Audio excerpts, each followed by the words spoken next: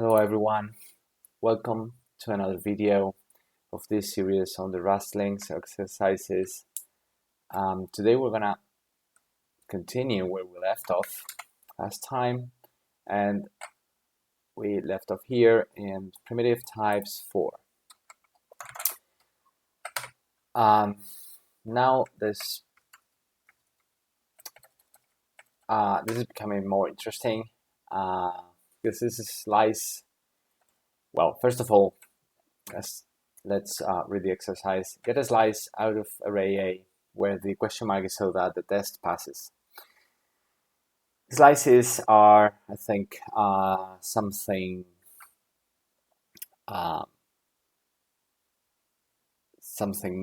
that Rust has different from other languages, I think. In this case, which basically it is what a slice is, basically. Here we have to take these 3 elements, 2, 3, 4, so that the assert equals here doesn't break. So I think we're going to A from index 1, 2, 1, 2, 3. I think it is inclusive. Let's see. Result failed. Okay, so it is not inclusive. Okay. Now let's try to figure out what's going on here. Apparently slices, here this is an array. So a slice to that array is basically 2 things. A pointer to the first element of the slice and the length of the slice, so that you don't have access to the whole or to the rest of the array starting at the pointer, but the access to that array is constrained to that amount of items. So I think it is called in Rust terminology, it's a fat pointer, because it is actually 2 separate values, a pointer and a length. And here, this is the way Rust let us get slices to arrays. I think it is the same with vectors, because internally Rust can convert to and from slices quite easily under the hood. So you don't even notice. Up to the point where some methods that seem to belong to the vector type, the vec type actually, or to arrays, they actually belong to slices. And this ampersand here is to indicate that it is a borrowed reference. Yeah. Not sure if I do that, it won't work. Yeah. Consider borrowing. A trait sized is not implemented. No, we have not. We don't know about traits yet, so let's do that. And so just to get a bit more nice slice, if I say here it should be 1, for example. Is that wrong? I think so, because it is not mutable. If I write mut here, would it be mutable? It cannot be even.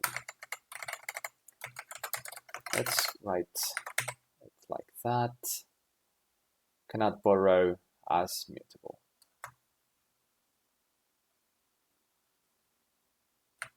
Okay, so if the original array is not mutable, the slices cannot be mutable. So if we declare that mutable, okay. Oh, the thread panicked. Left, right. What is that?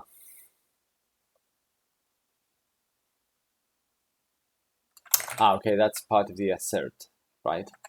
If we write here 2,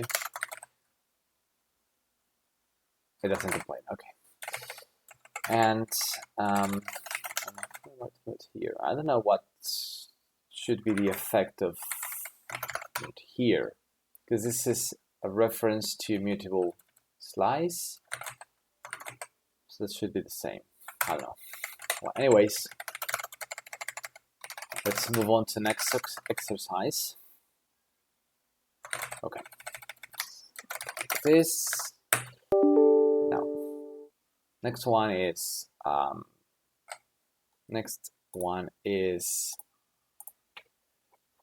primitive types 5. So exercises primitive 5. The structure the cat tuple so that the print ln will work. Okay, so let's cut. This is tuple.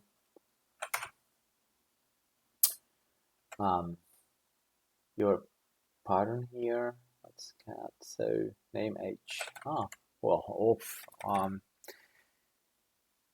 don't know how this. Let's try something similar to Python. Nope.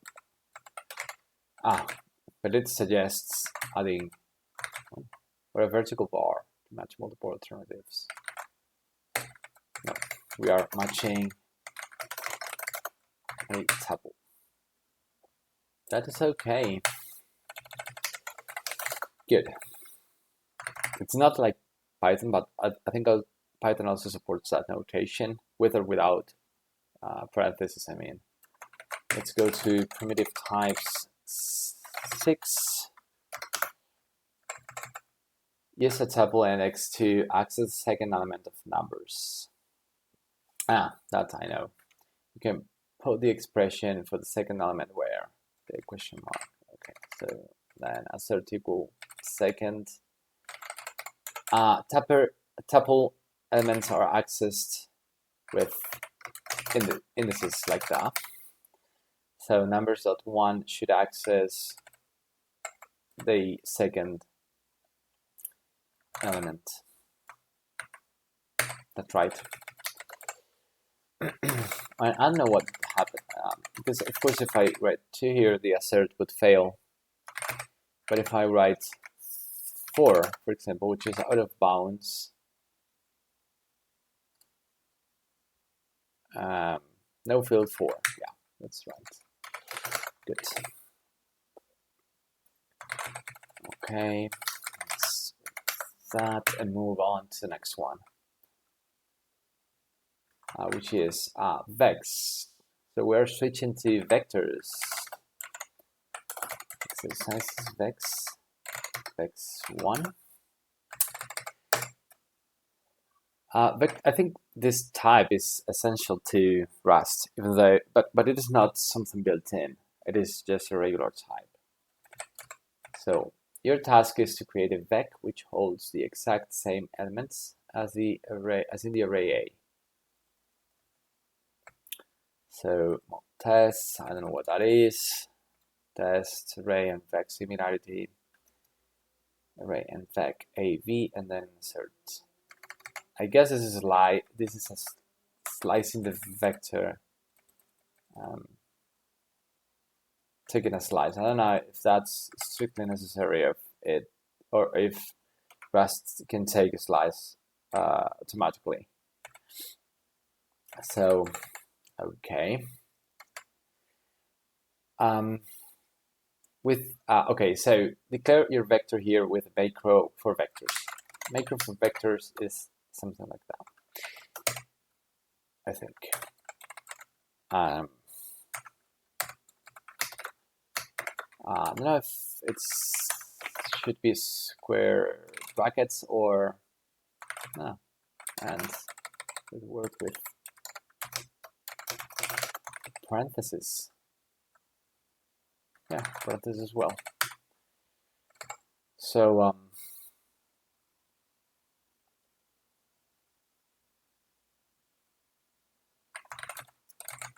hint.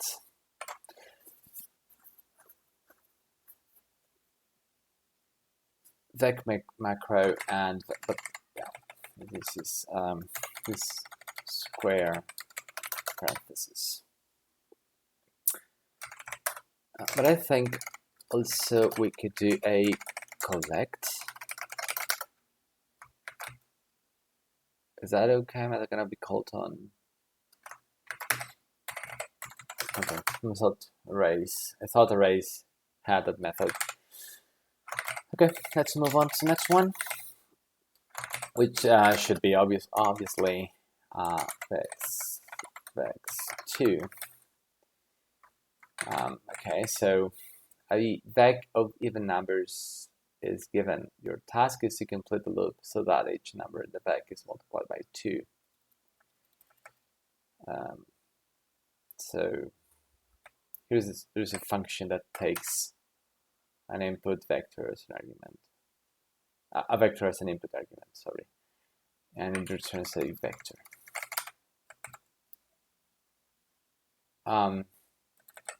It is mutable, but it's not a reference. Okay. Fill this up so that, well, I think we're gonna leave it here and save this exercise for our next video. So thank you for watching. Bye.